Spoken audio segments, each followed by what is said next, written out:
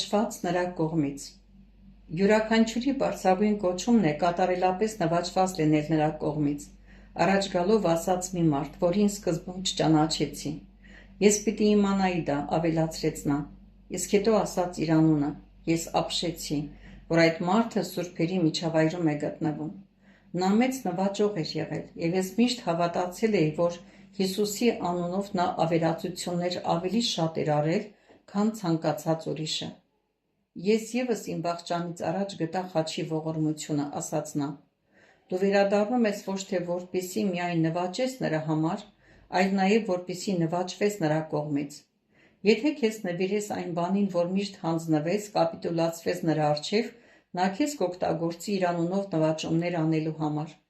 Ճշմարիտ նվաճումը դա մարդկային սրտերի գերեվարումն է ազատագրող ճշմարտությամբ։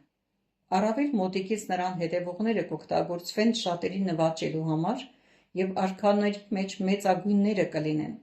Երկրի վրա նրանք հազվադեպ են իմանում, որ ինչ-որ մեկին նվաճել են։ Քանի դեռ այստեղ չեն հասել, նրանք չեն տեսնում այն, ինչ իսկապես կատարել են։ Նրանք, ովքեր մեծ գանձեր են կուտակում, նույնիսկ եթե հոգևոր գանձեր, երկրի վրա քիչ բան կունենան այստեղ։ Երկրի վրա դու չես կարող չափել հավիտենության գանձերը, ասաց Պողոսը։ Երբ մեռա, այնպես էր երևում, որ ամենը, ինչի համար իմ կյանքը տվեցի, երկրի վրա եկեղեցիներ կառուցելը, արդեն կործանվել է։ Եկեղեցիները, որոնց համար կյանքս էի դրել, որպեսզի նրանք աճեին, ընկած էին պարտվողականության մեջ, և նույնիսկ իմ ամենամերձավոր բարեկամներից ոմանք շրջվեցին ինձ հակառակ։ Իմ վերջին օրերում ես ինձ անհաջողակ էի զգում։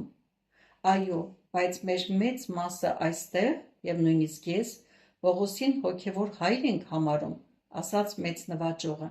քանի դեռ երկրի վրա ես, դու չես կարող ճիշտ գնահատել հոգևոր պտուղը։ Քո ճշմարիտ հաջողությունը դու կարող ես չափել ըստ այնմ, թե որքանով ես ընդունակ ավելի պարզ տեսնելու Տիրոջը, ըստ այնմ, թե որքանով լավ ես ճանաչում նրա ձայնը, և ըստ այնմ, թե որքան ուժեղ ես սիրում եղբայրներին։ Այդ ժամանակ նորից խոսեց Պողոսը. «Իմ մահապատժից մի քանի ամիս առաջ ես նման էի անհաջողակի, սակայն մահապատժի օրը հիշեցի Ստեփանոսին, որի մահը դիտել էի տարիներ առաջ։ Այն օրը նրա դեմքի վրա եղած լույսի մասին հիշողությունը շատ փորձությունների միջով էր անցկացրել ինձ։ Ես միշտ զգացել եմ, որ նա այսպես թե այնպես ինձ համար է մահացել, որպեսզի կարողանամ տեսնել ճշմարիտ լույսը։ Գիտեի, որ եթե մեռնեմ ինչպես Ստեփանոսը, ապա եթե նույնիսկ իմ կատարած մնացած ամեն ինչ անօգուտ լիներ, դա երաշխիք կլիներ այն բանի, որ իզուր չեմ ապրել։ Ես այնքան շնորհակալ էի, որ իսկապես ավետարանի համար եմ մեռնում, թեկուզ այն ժամանակ չէր երևում, որ իմ սպասավորությունը շատ հաջող է ավարտվել։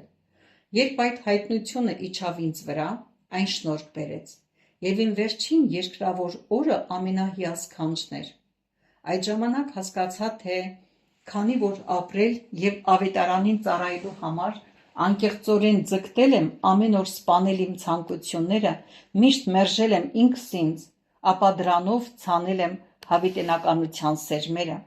Նույնիսկ եթե ժամանակավոր արքայության մեջ դեռ չէի կարող տեսնել դրանց ծիլերը, այստեղ գտնվելով ես կարող եմ տեսնել, որ դա ճշմարտապես այդպես է։ Դու չպետք է դատես ըստ պտուղների, որ տեսնում ես երկրի վրա, այլ պետք է անես, ինչ պարտավոր ես, որովհետև ճիշտը դա է։ Նույնիսկ այդ ժամանակ պտուղ բերելուց ավելի քո կոչումը պետք է լինի Տիրոջը ճանաչելը։ Եթե փնտրում ես նրան, ապա միշտ կգտնես։ Նա միշտ հեռու չէ նրանից, ով մոտենում է իրեն։ Շատերն են ցանկանում նրա ներկայությունը, բայց չեն մոտենում։ Դու պիտի անես ավելին, քան նրան ցանկանալն է։ Պիտի փնտրես նրան, սա քո կոչումի մասն է։ Ոչ մի ավելի բարձր նպատակ չկա։ Քո հաղթանակը կչափվի քո որոնումների ջանքերով։ Դու միշտ նրան մոտ կլինես այնքան, ինչքան ինքդ ուզում ես։ Կյանքում քո հաղթանակը ուղիղ համեմատական կլինի քո նրա ցանկանալուն։ Հետո Պողոսը բարձրացրեց իր ձեռքը ու մատնացույց արեց ինձ. «Քեզ տրված է շատ, և քեզանից կպահանջվի շատ։ Նույնիսկ եթե թաղես քեզ վստահված շատ տաղանդներ, դու հնարավոր է կկատարես ուրիշներից ավելին, բայց այդ ժամանակ կկորցնես քո լիազորությունները։ Դու երբեք չպետք է քեզ չափես ուրիշներով, այլ պիտի շարունակես ավելի շատ ձգտել նրան, ու նաև ամբողջ փառքի մեջ, որ ցույց կտրվի քեզ, երբեք մի հանիր այդ թիկնոցը։